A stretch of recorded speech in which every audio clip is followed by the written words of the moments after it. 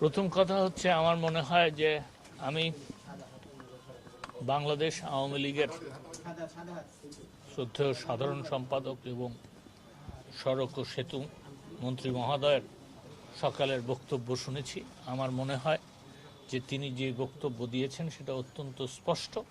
তো সেই ক্ষেত্রে আপনারা ওনার বক্তব্যের মধ্যেই কিন্তু প্রথম প্রশ্নের জবাব পাবেন।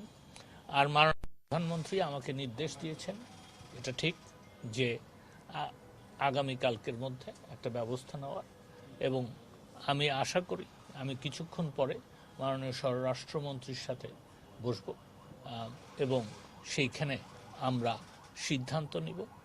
কোন আইনি প্রক্রিয়ায় হবে সেটা যখন আমরা সিদ্ধান্ত নিব তখন বলবো। ধন্যবাদ।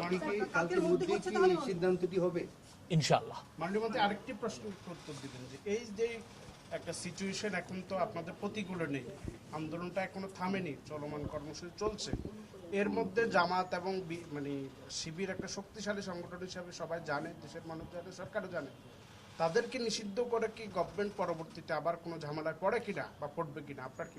দেখেন, এই যে নৃশংসতা যেটা চালানো হয়েছে গত 16ই জুলাই থেকে 20শে জুলাই, এবং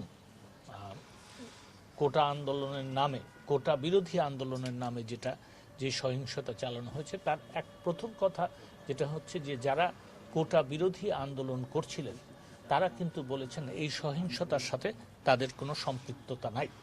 তো সেই ক্ষেত্রে আমাদের কাছে তথ্য উপাত্ত আছে যে এই জামাত, বিএনপি, ইসলামিক ছাত্র শিবির এবং ছাত্র দলের যারা জঙ্গি, তারাই এটা করেছে। তো আপনি যে প্রশ্নের জবাব দিচ্ছেন, আমার মনে হয় যে এই দলটাকে যদি আপনার নিষিদ্ধ করা হয় তাহলে আইন শৃঙ্খলা এবং দেশের রাজনীতিরও অনেক উন্নতি হবে। ধন্যবাদ।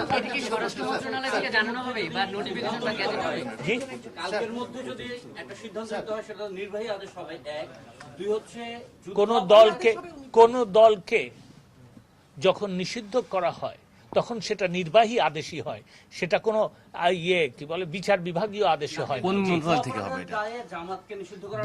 বিচার করার, যুদ্ধ অপরাধীদের অপরাধের দায়ে বিচার করা এক কথা, জামাতকে নিষিদ্ধ করা আরেক কথা। যুদ্ধ অপরাধের দায়ে যদি এই আইনের যে পরিবর্তনের কথা এবং সংশোধনের কথা আমরা লিখেছি, সেই সংশোধন যদি হতো এবং সেটা হলেও সেটা হবে, এবং সেটা হলে যেটা হবে যে জামাতকে যুদ্ধ অপরাধী হিসাবে বিচার করা হবে। জি বলেন।